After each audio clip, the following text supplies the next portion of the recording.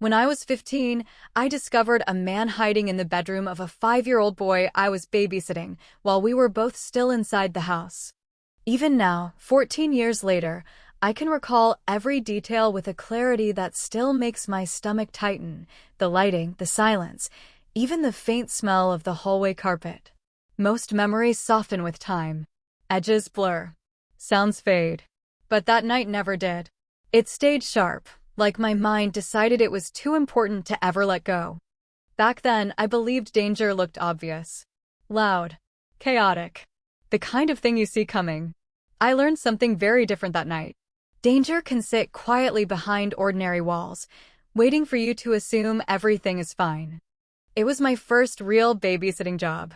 Not the casual watch your cousin for an hour type. This felt official. Mark and Diane were longtime neighbors, the kind of people everyone trusted without question.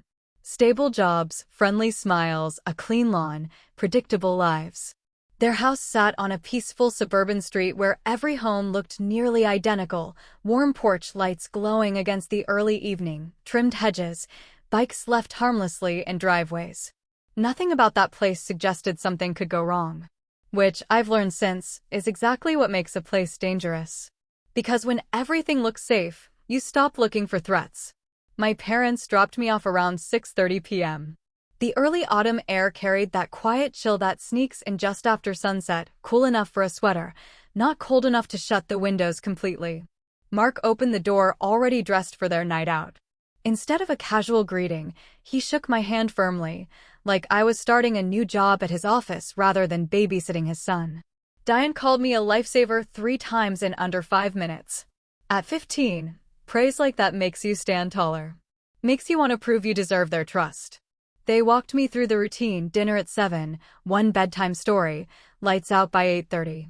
Their son Charlie sometimes got nervous walking the hallway alone at night, but otherwise he was easy. Then Mark stopped at the back door. "This one matters," he said. He pointed to 2 locks. The deadbolt, and the knob lock beneath it. "Lock both. The bottom one can pop open if someone shakes it hard enough." I nodded quickly, the way teenagers do when instructions seem obvious. Inside, I was already treating the job like easy money. That was my first mistake. Because safety is never obvious, it is maintained through attention. And attention is exactly what people relax when nothing bad has happened yet. At exactly 7 p.m., their car pulled out of the driveway. The house grew noticeably quieter. Not uncomfortable, just unfamiliar, like a space that had suddenly become aware of its own emptiness. Charlie immediately asked if we could play hide-and-seek. I laughed, but something about the size of the house made the idea crawl slightly under my skin. Too many rooms. Too many blind corners. Too many places a small child could disappear into. We compromised with card games and a bright video game where nothing truly bad could happen, a harmless digital world glowing cheerfully in contrast to the dark windows surrounding us. By 7:45, I heated the mac and cheese Diane left out. Charlie ate happily in front of the TV, probably a rule break, but I wasn't trying to become the strict babysitter on my first paid job. Everything felt easy. Predictable. Normal. The kind of normal you don't realize is fragile. Bedtime came almost too smoothly. Charlie brushed his teeth without argument, climbed into bed, and handed me a book about friendly dinosaurs. His room sat at the far end of the second-floor hallway, a stretch of carpet so thick it swallowed every footstep. I remember noticing how quiet it felt up there. Not peaceful. Muted. Like the house was holding its breath. A soft yellow nightlight painted long shadows across his walls. The sliding closet doors reflected just enough glow to look faintly metallic. When I finished reading and stood to leave, Charlie's small voice stopped me. "Can you stay in the hallway for a minute?" It didn't feel strange. Kids ask for comfort all the time. So I leaned against the wall outside his cracked door and listened to him shifting beneath the blankets. 30 seconds later, the movement stopped. Silence returned. I assumed he was asleep. Another mistake. The guest bedroom sat closer to the stairs, untouched, staged almost, like no one had slept there in months. I turned on the small television and stretched across the comforter, already thinking about how simple this job had been. For about 40 minutes, nothing happened. Then I heard it. Footsteps. Soft. Measured. Not the careless rhythm of a child wandering half asleep. When I looked up, Charlie stood frozen in the doorway, gripping a stuffed animal so tightly his knuckles had gone pale. His eyes were wide, alert, not sleepy. "Chris," he whispered. He didn't step fully inside the room. His body stayed angled toward the hallway, like he was afraid something might slip behind him if he turned his back. That detail would haunt me later. He told me he heard scratching in his closet. I gave the standard reassurance: houses creak, pipes tick, wood shifts. Logical explanations adults use to bury fear. But Charlie shook his head immediately. No, it sounded alive. Something in the way he said it made a small knot form in my stomach. Still, I walked him back and slid open the closet. Clothes. Plastic bins. Board games. Nothing else. At least nothing my quick glance allowed me to see. I shut the door firmly, tucked him in again, and returned downstairs. 15 minutes later, footsteps again. Faster this time. Panicked. The closet door moved. When we reached his room, I froze. Because the closet was fully open. And I knew, with absolute certainty, that I had closed it. I grabbed the handle and pulled it shut harder than necessary, letting it slam into the frame. Then I tugged it twice. It didn't move. Which created a worse question. If it couldn't open by itself, who opened it? I checked under the bed. Behind the curtains. Inside the bathroom. Nothing. No movement. No sound but our breathing. As I stepped back into the hallway, an uncomfortable awareness crept over me, the sensation that your senses have quietly sharpened without permission. I found myself listening behind me as I walked away, half expecting another set of footsteps matching mine. I told myself I was being ridiculous. Bad things don't happen in neighborhoods like this. That is the lie quiet streets teach you. 10 minutes later, Charlie called again, not screaming, just a trembling voice trying to stay brave. When I entered, tears streaked his face. Before I could speak, he raised a shaking arm and pointed toward the corner near his dresser. At first, nothing made sense. Just shapes. Shadows. Then my eyes adjusted. The tall laundry hamper looked slightly tilted, like something was pressing against it from behind. And beneath it, a shoe. Worn. Dirty. Definitely not mine.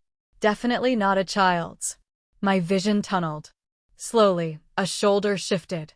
Then part of a face emerged from the shadow. Pale. Motionless. Eyes locked directly onto mine. Not startled. Not afraid. Watching. Time stretched thin. Every instinct in my body screamed at once, but something deeper took control before panic could freeze me. I lunged forward, scooped Charlie into my arms, and backed toward the door without breaking eye contact. The man didn't move. Didn't speak. Didn't even flinch. He just stayed folded into that corner, as if stillness alone might erase him. The second we cleared the doorway, I ran. Real running. The kind powered by adrenaline that makes weight disappear. Inside the guest room, I locked the door and shoved a chair beneath the knob, even though I had no idea if it would help. My hands shook so badly I nearly dropped my phone dialing 911. "There's someone in the house," I whispered. Saying it made it real. The operator's calm voice asked questions my brain struggled to process. Was he armed? I didn't know. Where was he now? Upstairs. Were we safe? I hoped so. Every tiny sound became enormous. The hum of electricity, the ticking inside the walls, Charlie's uneven breathing against my shoulder. I kept expecting the doorknob to turn, footsteps to approach, violence to begin. Instead, silence. And sometimes silence is far more terrifying than noise. Then, faint but rising sirens. I have never heard a more beautiful sound. Still, relief didn't fully reach me until heavy footsteps thundered upstairs, and a voice called my name, my actual name.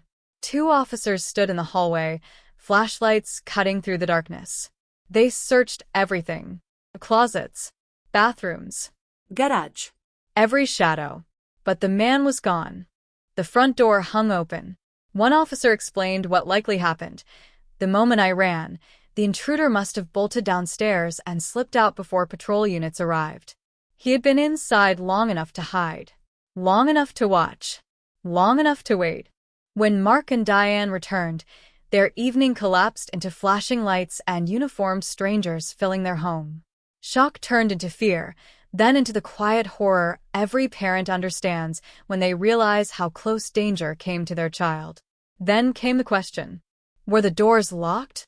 We checked the back door. The deadbolt sat untouched, unlocked. Mark looked at me, not angry, just heavy with the weight of what could have happened. I told you both locks, he said quietly. The knob lock was engaged. But it meant nothing. Guilt hit harder than fear ever had. One missed detail and a stranger ended up hiding 3 feet from a sleeping child. To Mark's credit, his frustration didn't last long. Gratitude replaced it once reality settled in.